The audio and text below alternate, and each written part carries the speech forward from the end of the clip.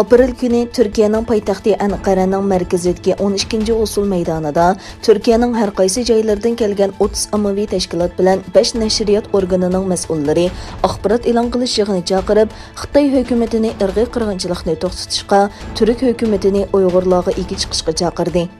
Ötüken Medeniyet Mağarib Cemiyeti, Tulpar Milletçiler Cemiyeti ve Dünya Uyghur Qurultayı qatarlıq 30 təşkilat bilan 5 nəşriyat birlikdə uyuşturğan fəaliyyətə Qaysari, İstanbul, Bursa ve Anqaradan kelgan ommaviy təşkilat məsullarından sırt Anqaradagi Uyghur təşkilatlarının məsulları iştirak qildi. Wuhan virusi tüpayli ko'p kishining qatnashishi cheklamaga uchirdi.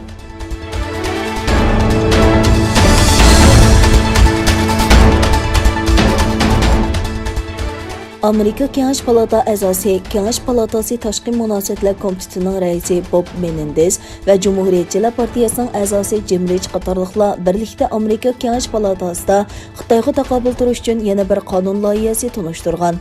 2021 yildagi strategiyalik raqobat qonuni deb atalgan 280 betlik bu qonun loyihasida Amerikaning Xitoyning dunyoviy ta'sirini kengaytirish urinishiga taqobil turish iqtidorini yuqori ko'tarish tadbirlari o'tirg'a qo'yilgan.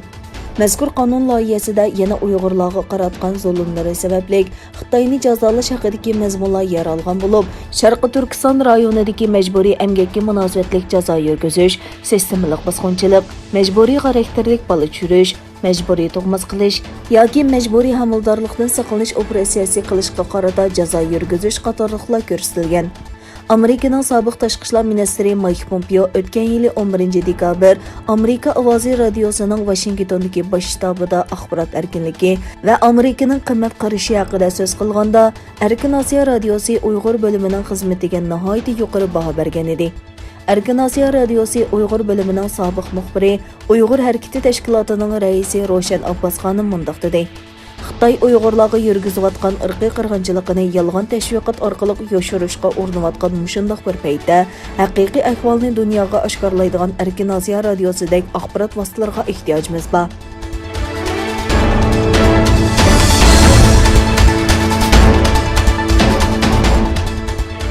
Germaniyadagi TRR Universiteti Xitoyning jazosiga javoban Kunzi institutining barliq faoliyatlarini to'xtatganligini jakarlagan. Germaniya universitetlarida 2016 yilga qadar 20 ga yaqin Kunzi institutlari qurilgan bo'lib, yillardan buyon bu institutlarni ba'zi Germaniya parlament a'zolari, g'olliq kishilik huquq tashkilotlari va Uyg'ur faoliyatchilar Xitoyning tashviqot organi, josuslik markazi deb ayblab hukumatda uni taqashni talab qilib kelgan bo'lsa-mu, ko'rinarli bir natijaga erishalmagan edi. 2020 yilga kelganda Germaniyadagi Hamburg universitetlari bilan Düsseldorf universitetidan iborat ikki dongliq universitet Kunzi institutlari bilan bo'lgan barliq to'xtamni amaldan qoldirganligini jakarildi.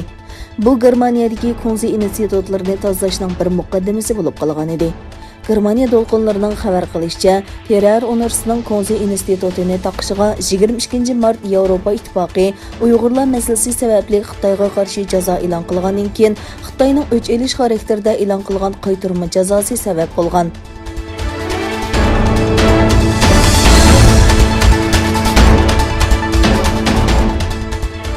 Oldingi hafta elektronlik savdo shirkati Alibabaga monopolga qarshi turish qonuniga xiloflik qilganlik uchun 2 milliard 800 million dollar jarimani qo'ygan Xitoy hukumatı 34 fan texnika shirkatini o'zlarining raqobatga qarshi turish qilmishini tekshirishga ogohlantirdi.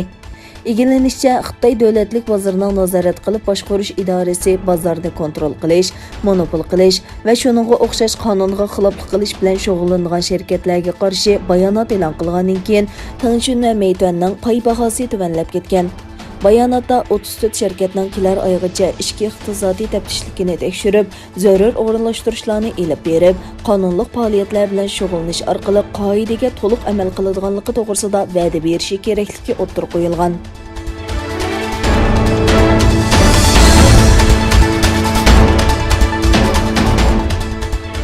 Xitoy Amerikaning Tayvan bilan rasmiy munosabat o'rnatish tirishchanligiga yana bir qatim inkas qaytardi.